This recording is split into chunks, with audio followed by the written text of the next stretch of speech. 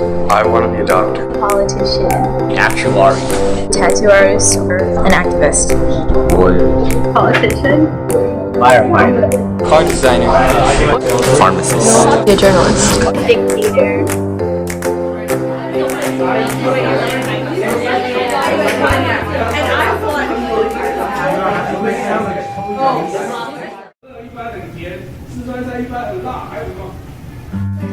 Shandong has Shanzhen Highway. Just want to say fresh dishes, right? Fresh. You want to say fresh veggies? 新鲜的青菜. Everybody say 新鲜的青菜. He says this. He says they want to get rid of Charlie.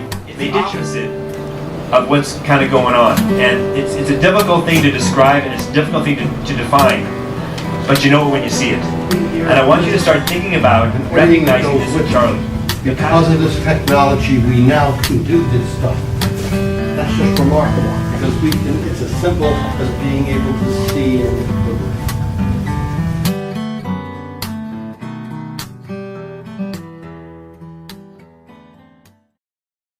When you were young, what did you want to be when you grow up, and why?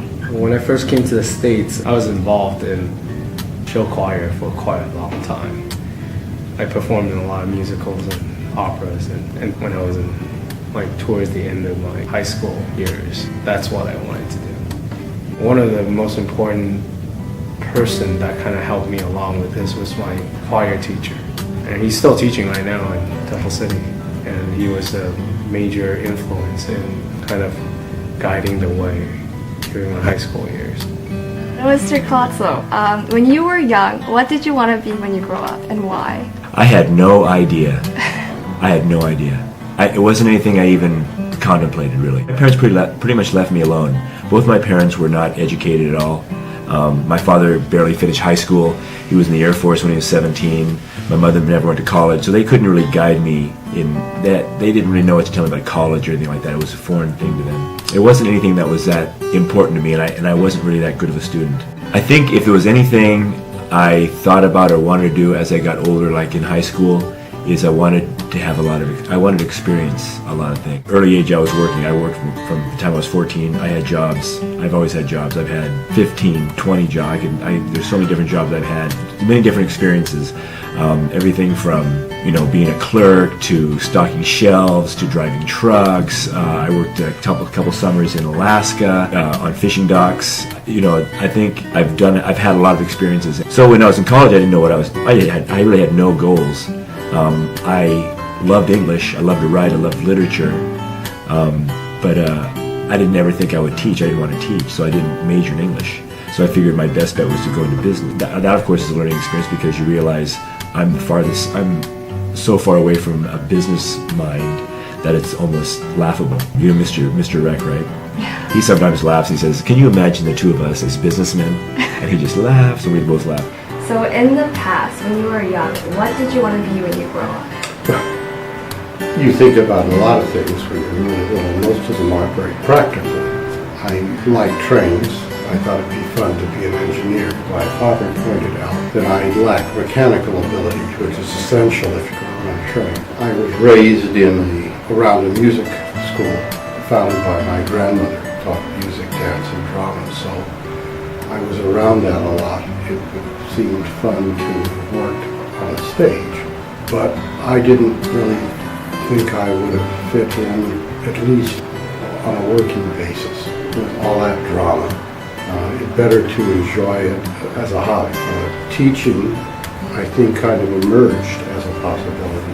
I think I first had senses of that in high school, and it got stronger in my first 2 years of college. Do you ever think you would become who or what you are today? No. My parents are high school teachers, or high school teachers, but I never thought I would become a high school teacher.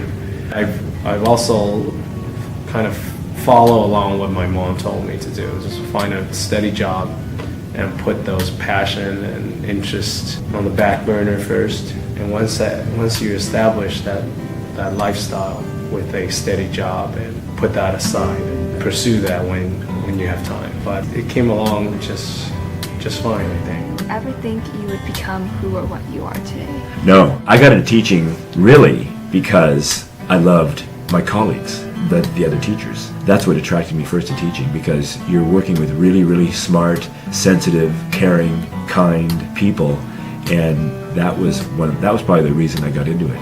And then as you learn more about teaching, you come to love it because the kids are great.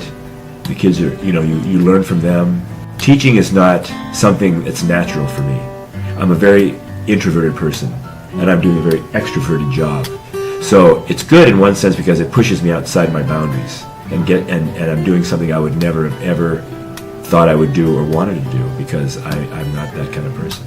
It's pushed me, which is good. That's what I appreciate it. Do you ever think you would become who or what you are today? Well, I don't know that I thought about it that way. I think I've liked doing what I do from the beginning. I had some backup, but it was obvious to me so early that this is a fit, that there never really was any serious question about doing anything else. Even when I was a student teacher and I asked for the hardest assignments, the toughest schools they could send me to, I enjoyed it. This is over 40 years now, 2 schools long-term. In that sense, I've been lucky. I have, most of my contemporaries are either retired or they wish they were. I just keep chugging along, and throughout all this time, I've enjoyed what I've done. So I'm going to enjoy it as long as it lasts. Do you love your job now, and why? In the beginning I didn't, but I do now. Every end of the month I get my paycheck. Can't believe they paid me for this, but I think it somewhere about 10 years ago I realized this is a performing job as well. It's rather than just educating the kids. I realized that my classroom is my stage, and I can communicate through my dramatic backgrounds and my interest in music and that kind of things to infuse more life into the classroom. I love this job. I love this job. 新正鱼的味道怎么样？一般很好吃。真的？Dang it! I thought you were gonna say 轻轻的真正。好吃极了。Do you love your job now, and why? Yeah, I think, I think about, sometimes you think about retiring, and you think about, you want to retire, you're looking at the end, and that looks really fun, but be careful what you wish for, you may just get it. So I think sometimes I have to realize how lucky I am to have this job. And what makes me lucky is, I've had a student like you who comes back and remembers me. That's worth everything. That's just really, really important. And you have students who you've touched, It's a job I like. I don't know what else I would do, really. Somehow I lucked into it without ever, really intentionally wanting to go there. I ended up where I think I should be and where I ought to be. And I think it's good because it's challenging, pushes me beyond my comfort zone, which I think is important, so I can learn and expand you as a person. So I feel very fortunate and very blessed, to have done this and have some success at it too. Oh, I guess it fits me. Teaching, there's never any cessation of student demands on your creativity or time. It doesn't go away. I get older, and I have to apportion energy more carefully. But yours, it's always here. I've gone from having students who are older than my siblings to being a grandfather, basically. But that demand is there. I like the fact that I've got to go home every summer and come up with new stuff. That keeps you fresh. Teaching in a place like Arcadia does make it better. The students here, by and large, if they don't love school, they realize there's a relevance to their lives about being here and getting through. That's not true in a lot of places where I've taught, where you have to spend a great deal of energy just trying to get student trust before you can start to really work.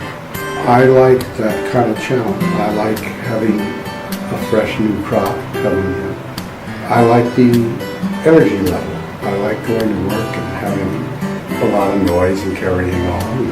I get to do student activities, which has always been a big enhancer because you work with student leaders and you're involved in the traditions of the school and all that kind of stuff. I wouldn't trade it.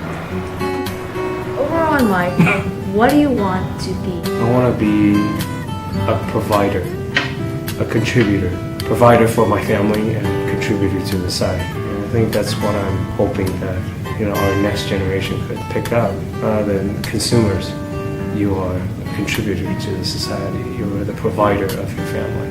Overall in life, what do you want to be? I think you want to be content, and that contentment would be something where you feel that you have done something worthwhile, that you've helped people. I think that's one of the things that for a lot of people, I think that I have several friends and their jobs are such that they don't, particularly working with people, I don't know how much satisfaction they actually get, because teaching does give you a lot of satisfaction, because you can see people, you can see students, kids, how they react to you, and they're glad to see you, and you're glad to see them, feel you have an effect on people, and that who hope you made their lives more positive and made their lives happier. I mean, that's I think the most important. If after people have known you, they feel as good or better than if they hadn't known you. I would hope that there's nothing I've ever done that would make a person feel bad or feel less than he or she should. What do you want to be? Well, I'm trying to keep from lecturing like I'm in a class, but Erik Erikson, great psychologist, has an 8-stage theory that human beings go through. If he's correct, I am approaching stage 8. And in every stage there is a great test that you have to meet in one way or another. Yours is to have an identity, who you are, and what you want to make a commitment to. And it's, by the way, one of the hardest of all the 8 stages. Congratulations, you're there. I'm approaching that stage, according to Erikson, where you want to feel that whatever you've done made a difference in a positive way. I think that's a lot clearer for a lifetime teacher if you've gone about your job with enthusiasm and commitment. It's pretty hard not to think you have a pretty fair run, and I have been blessed. Any advice for the young travelers, like students in their journey finding their path? I hope they find something that in exploring choices in life that they would find that one thing that they're so passionate about, they could do it for free. Find something you love to do. If there's something and that's the hardest thing. If you can find something that you love to do, you have to go after that. But the hard thing is to find what it is that you really want to do, or that really intrigues you. If you can find something that you love to do, pursue it, even if it seems like you don't have the ability, because it's not a matter. So much in life is not about. It's not about brains. It's about hard work, and it's about believing that you can get it done. And I think hard work and not giving up will triumph over intellect every time. I think so many jobs and so many vocations and so many careers, if you really want to do it and you really love it, you can do it. It's not a matter of, you can't say to yourself, I'm too dumb to do this, or I don't have the smarts to do it. That's just not true. I wish I had known those things when I was younger. But the trouble is you just got to find what it is. Like that's the search. That's the search in life. And sometimes you don't find it till you're much older. Any advice for young travelers, students in their journey? I think it's harder to get clarity what one wants to do for you, certainly than my generation. I think there are more question marks than your parents' generation. But that doesn't change the quest. You go from high school when you start thinking about things like this, and you try to pick a college experience where you have a chance to explore and enrich, not just getting through 4 more years and getting a degree, being able to take different kinds of subjects. And these things tend to emerge, and you tend to narrow it down. I'll admit, I was lucky. I got my first choice. Turned out to be a lifetime commitment. That will not be as easy to do. I guess I sort of wish that for people. I think if you decided to teach today, and decided to go to ed school, you will have to be far more flexible in what you do, far more willing to cross subject matters, to integrate things we already see as happening in colleges, the people in my generation. But that also makes it more exciting. You will have tools, I could only dream of, and you will be able to share with students some remarkable things that are going to happen in one field after another. We're going to change the world. And you'll be a part of exposing young people to these wonderful things. That's worth it. There will always be people who need to learn, and there will always be a need for people to teach. It goes back to before schools, when you had the elders instruct the younger of the tribe. It's an old story. Just make it a better one. I want to be rich. Successful.